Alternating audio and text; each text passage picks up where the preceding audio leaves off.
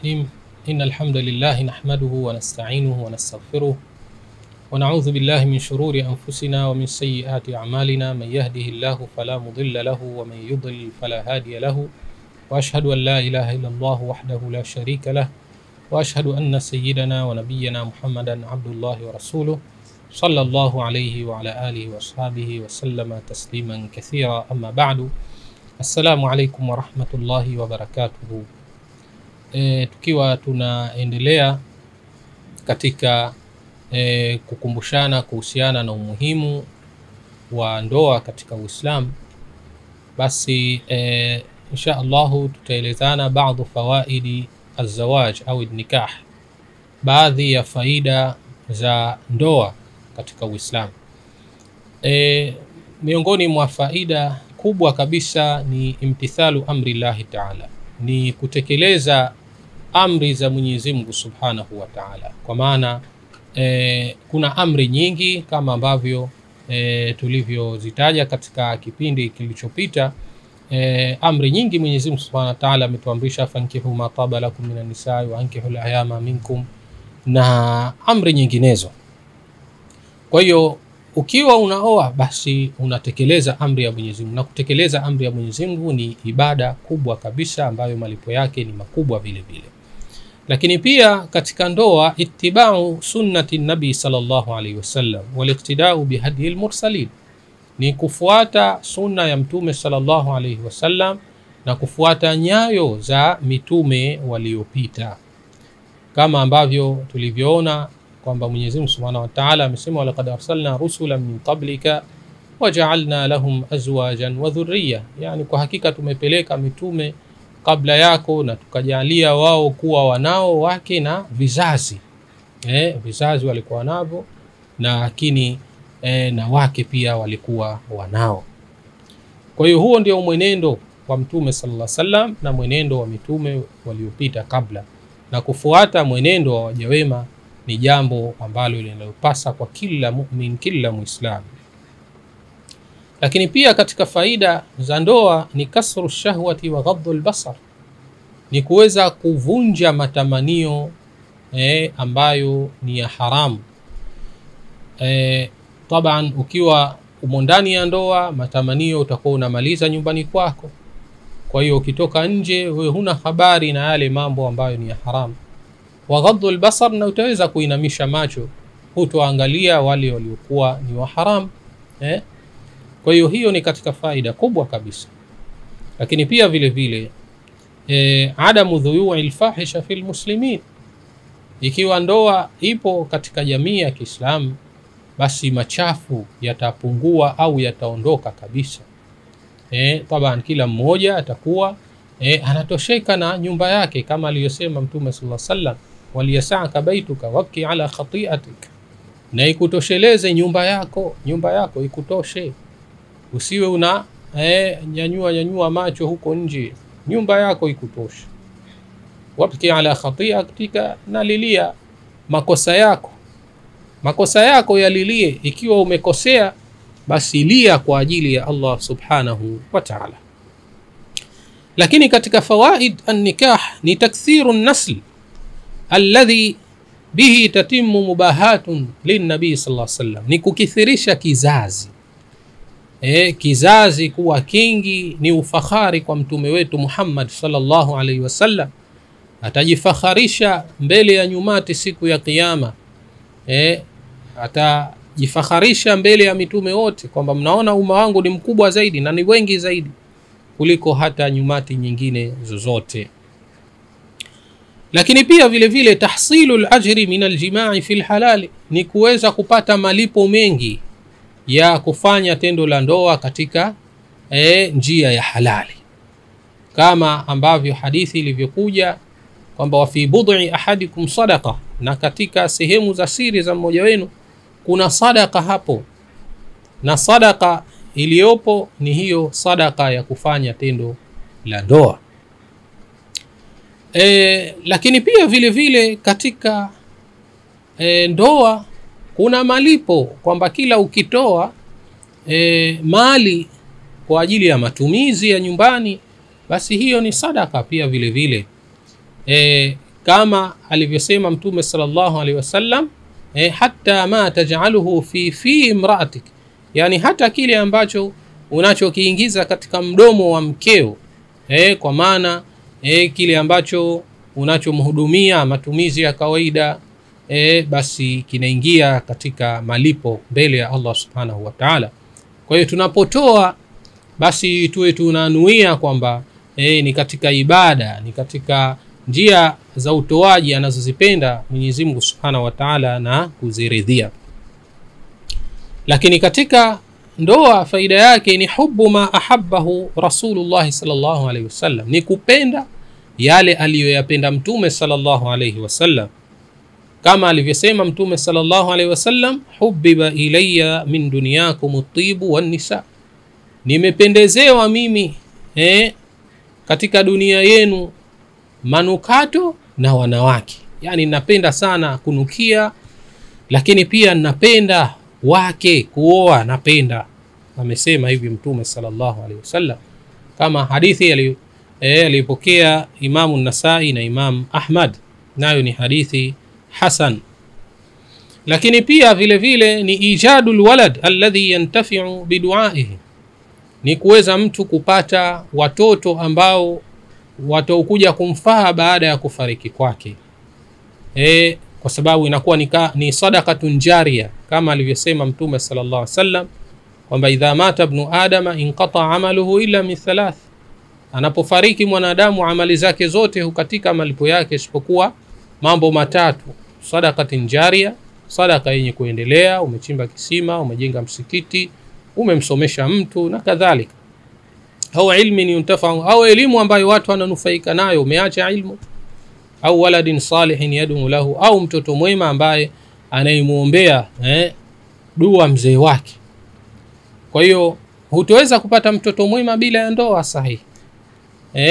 Kwa hiyo ukioa, ukizaa, ndipo utapoweza kupata dua baada ya kufariki kwako. Lakini pia alintifa'u bi shafa'ati alwildani fi dukhuli aljanna, ni kuweza kunufaika na uombezi wa watoto katika kuingia peponi. Watoto watawaombea wazee wao. Imepokewa kutoka kwa baadhi ya masahaba wa Mtume sallallahu alaihi wasallam annahu sami'a an-nabiy sallallahu alaihi wasallam yaqul, kwamba alimsikia Mtume sallallahu alaihi wasallam akisema, yuqalu lilwildani yawm al-qiyamah, patasemwa kuambiwa watoto siku ya kiyama, udkhulul janna, ingieni peponi. Watoto wale wataambiwa, haya ingieni peponi. Qala fayaquluna, akasema watasema watoto wale, ya rabbi hatta yadkhula abauna wa ummahatuna, ya rabbi tunaomba tusiingie mpaka waingie baba zetu na mama zetu kwanza, tunaomba ya rabbi kwanza waingie baba zetu na mama zetu. Qala, akasema fayatuna, watakuja. Qala, atasema fayaqulu Allahu azza wa jalla, atasema Mwenyezi Mungu azza wa jalla, mali muhbanti, kwa nini naona kama wanajizuia hivi kuingia peponi? Udkhulul janna, ingieni peponi. Qala, akasema fayaquluna, watasema ya rabbi abauna wa ummahatuna, ewe Mola wetu baba zetu na mama zetu tunawaombea, ndio maana unatuhisi tumekuwa wazito kuingia sisi wazee wetu tukawaacha nyuma. Qala, akasema fayaqulu, atasema udkhulul jannata antum wa abaukum. Allahu akbar, ingieni nyinyi peponi na wazee wenu, ingieni. Kwa maana wazee ilikuwa hawakustahiki kuingia peponi, pengine walikuwa kwanza waingie motoni au bado muda haujafika, lakini kutokana na wema wa watoto wao na dua ya watoto, basi imepelekea wazee nao kuingia peponi kwa kutokana na dua ya watoto wao. Hadithi akhrajahu Ahmad, nayo ni hadithi hasan. Kwa hiyo tunaona lau wangelisema wale kwamba sisi hatutaki kuzaa, je, watoto hawa wangewapata wa kuombea dua? Kwa hiyo hapo tunaona umuhimu wa ndoa na faida ya ndoa, kwamba inaleta matunda mazuri ya watoto wa kuombea dua wazazi wao. Lakini pia tunaona kwamba ijadu dhurriya almu'mina, kuweza kupatikana kizazi kizuri cha iman, allati tadhubu an diyari almuslimina wa tastaghfiru lilmu'minin, ambacho kitakuja kutetea dini na itakuja kuombea dua waislamu na kunufaisha umma na kadhalika katika faida mbalimbali. Lakini katika ndoa vile vile kuna sakanun wa mawaddatun wa rahmatun baina az-zawjayn, kuna utulivu, mapenzi, huruma baina ya wanandoa wawili. Wa ghairi dhalika min almanafi', na mengineyo katika manufaa ambayo la ya'lamuha illa Allah subhanahu wa ta'ala, hakuna anayejua isipokuwa Allah subhanahu wa ta'ala. Taban, jambo lolote Mola wetu akiliamrisha na kulielekeza, basi jambo hilo bila shaka lina manufaa makubwa sana tunayoyajua na tusiyoyajua, na jambo lolote analolikataza Mwenyezi Mungu Subhanahu wa Ta'ala lina madhara tunayoyajua na tusiyoyajua. Kwa hiyo sisi wajibu wetu ni kuweza kutekeleza yale aliyotuamrisha Mola wetu na kuacha yale aliyotukataza. Hapo ndipo tutapoona yale maisha mazuri na kuishi maisha mazuri, kama alivyosema Mwenyezi Mungu Subhanahu wa Ta'ala, man amila salihan min dhakarin wa untha wa huwa mu'minun falanuhyiyannahu hayatan tayyibah wa lanajziyannahum ajrahum biahsani ma kanu ya'malun. Yani yote ambaye ataifanya amali njema, ikiwa ni mwanamume au mwanamke, hali ya kuwa yeye ni mu'min, basi huyo tutamhuisha maisha yaliyokuwa mazuri. Falanuhyiyannahu hayatan tayyibah, tutamhuisha maisha yaliokuwa mazuri. Wala najziyannahum ajrahum, na tutawalipa hao malipo yao biahsani ma kanu ya'malun, kwa mazuri yale ambayo waliokuwa wakiyafanya. Sasa ni ipi hukumu ya ndoa hasa? Yani je, ni lazima au si lazima, ni sunna tu au kuna hukumu gani? Ajma'a almuslimuna ala anna az-zawaja mashru'un, waislamu na wanazuoni kwa pamoja wamekubaliana kwamba ndoa ni jambo lililomo ndani ya sharia ya Uislamu, kwa maana ni jambo ambalo limo katika sharia, ameliamrisha Mwenyezi Mungu Subhanahu wa Ta'ala na mtume wake. Lakini ni ipi hukumu yake? Je, ni lazima au si lazima? Hapa kumejitokeza ikhtilafu za wanawazuoni. Wapo wanazuoni walokwenda kwamba an-nikahu wajibun ala kulli qadirin alayhi fil umri marra, kwamba ndoa ni jambo la lazima kwa kila ambaye ana uwezo katika umri wake japo mara moja, basi aweze kuingia katika ndoa, kama vile hija wameichukulia. Nayo ni madhhab ya Daud al-Dhahiri na Ibn Hazm, wale wanazuoni ambao wamekwenda katika madhhabu ya kidhahiria. Nayo ni kauli ya waja wema waliopita, kama ambavyo yameelezwa masala hayo katika Al-Muhalla na Al-Mughni na vitabu vingine, Fathul Bari, Bada'i' As-Sana'i na Rawdat Talibin na vinginevyo katika vitabu mbalimbali vya wanawazuoni. Na wao wameshikamana na zile dalili ambazo zimekuja kuamrisha ndoa, fankihu ma taba lakum minan nisa'i wa ankihul ayama minkum, na dalili nyinginezo, ya ma'shara ash-shabab man istata'a minkum al-ba'a falyatazawwaj. Dalili nyingi kama hizo zote zimeamrisha. Kwa hiyo wao wakachukulia ile amri kwamba ni lazima. Wanazuoni wengine, madhhabu nyingine, wamekwenda kwamba mustahab, ndoa ni sunna, ni jambo ambalo linapendekezwa. Nayo ni madhhabu ya akthari ahli ilmi, wanazuoni wengi wamekwenda hivyo. Wa jumhuruhum min al-a'immati al-arba'a, na wengi wao katika maimamu wanne na wengineo wamekwenda. Na wao kama walivyochukua wale wanazuoni wa kidhahiria, wamechukulia yale maagizo kwamba ni ya sunna. Ni ya sunna, hamalu ala al-istihbab, wamechukulia kwamba ni sunna kufanya hivyo. Lakini kuna madhhabu ya tatu, hii imekwenda kwamba yakhtalifu hukmuhu bi ikhtilafi hali ash-shakhs, kwamba ndoa inatofautiana kwa tofauti ya hali ya yule mtu, inategemea na hali ya yule anaitaka kuingia katika ile ndoa, yuko katika hali gani. Na hii ni madhhabu ya Malikia, nayo ndiyo dhahir katika maneno ya Imamu Shafi'i na Mahambali, kwa maana tunaweza kusema ni jumhuri ulama. Wakasema sasa ndoa itakuwa ni wajibu, ni lazima wakati gani? Fi haqqi ta'iqi ila aljima'i, kwa yule ambaye ana shauku, ana hamu ya kufanya tendo la ndoa, alladhi yakhafu ala nafsihi alwuqu'a fil fahishati bitarkihi, na yule ambaye anayehofia kuingia katika machafu ya zinaa ikiwa ataacha kuingia katika ndoa, basi huyu ndoa kwake yeye ni lazima. Hasa ikiwa amepata uwezo wa kuingia katika ndoa kwake yeye huyu itakuwa ni wajib na ni fardhi, na itakuwa ni mustahab, ni sunna fi haqqi man lahu shahwa, kwa yule ambaye anayo matamanio, lakini ya'manu ma'aha alwuqu'a fil fahisha, lakini anajiamini yeye mwenyewe anaweza kujidhibiti kutokuingia katika machafu. Kwa hiyo huyu kwake yeye ndoa itakuwa ni sunna.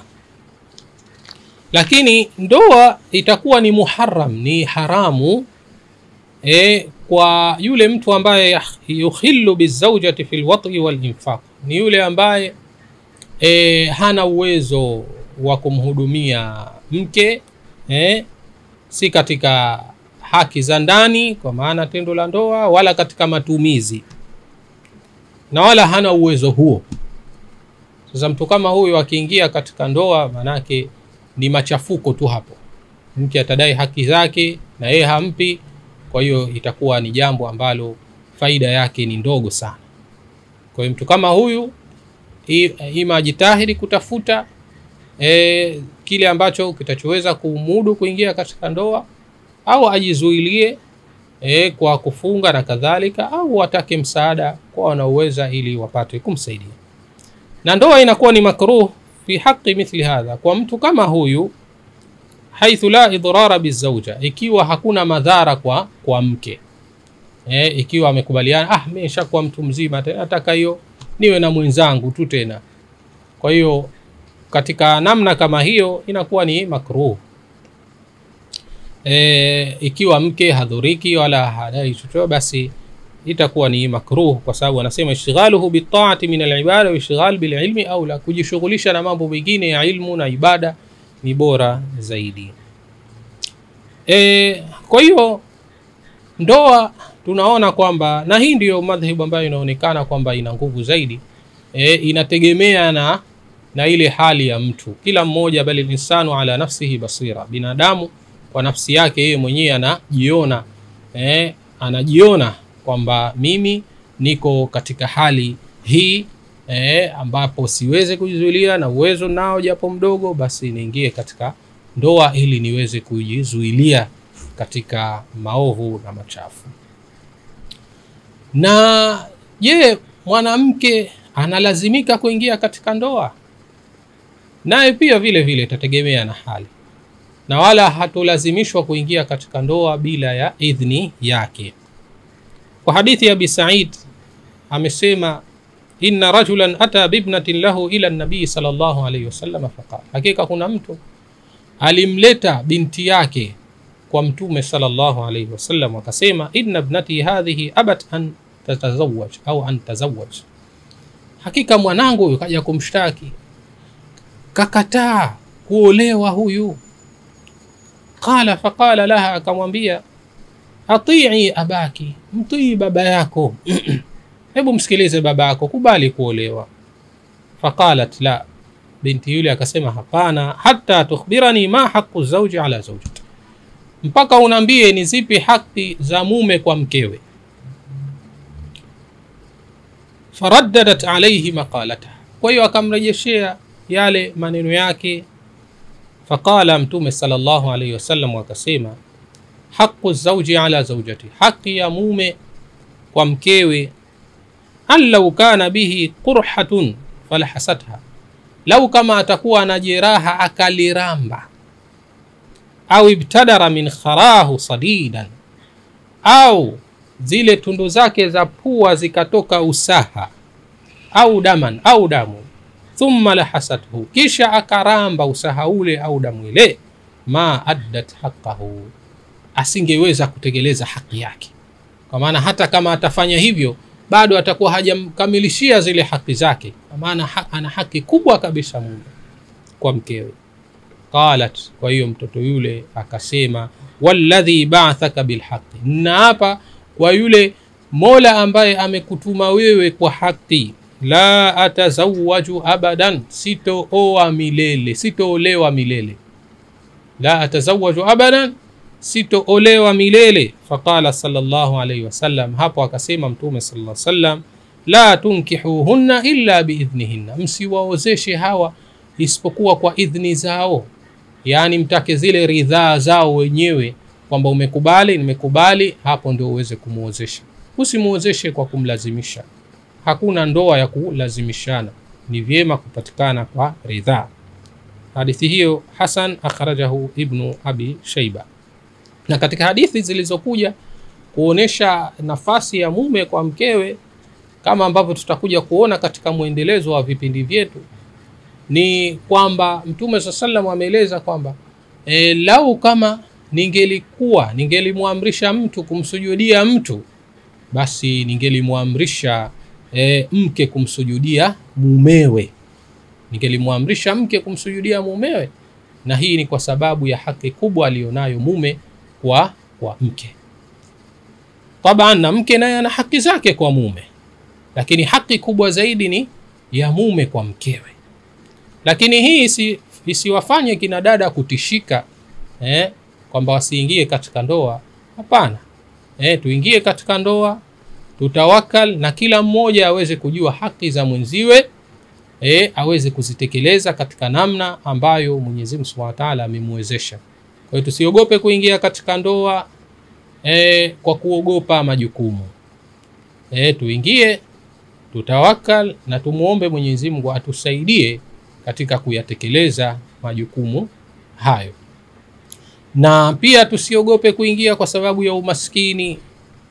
Mwenyezi Mungu Subhanahu wa Ta'ala amesema, in yakunu fuqara yughnihimullahu min fadli, wakiwa ni masikini, mafakiri, basi Mwenyezi Mungu atawatosheleza na atawatajirisha kutokana na fadhila zake na utukufu wake. Kwa hiyo Mwenyezi Mungu ni dhul fadli al-azim, mwenye fadhila zilizokuwa kubwa, ni Razzaq, ni mwingi wa riziki. Ukiingia kwa nia safi, basi Allah utakutia na kwamba anakufungulia. Wangapi na wangapi walikuwa wana hofu kuingia katika ndoa, mimi kutokana na maisha haya itakuwaje, lakini baada ya kuingia unakutia kwamba Allah anakufungulia. Hujui kazi zinatokea wapi, unapata riziki, kila mmoja anapata riziki yake, basi alhamdulillah mambo yanakwenda vizuri. Kwa hiyo tujitahidi katika kuchunga amri za Mwenyezi Mungu Subhanahu wa Ta'ala na kuziendea kwa kadri ambavyo tunavyoweza. Fattaqullaha mastata'tum, mcheni Mwenyezi Mungu kadri mwezavyo, na vile ambavyo utakavyodhania ndivyo itakavyokuwa. Ana inda dhanni abdi bi, Mwenyezi Mungu anasema mimi niko katika dhana ya mja wangu vile anavyonidhania. Kwa hiyo tukimdhania Mwenyezi Mungu kwamba atatutosheleza na atatutajirisha na atatujalia riziki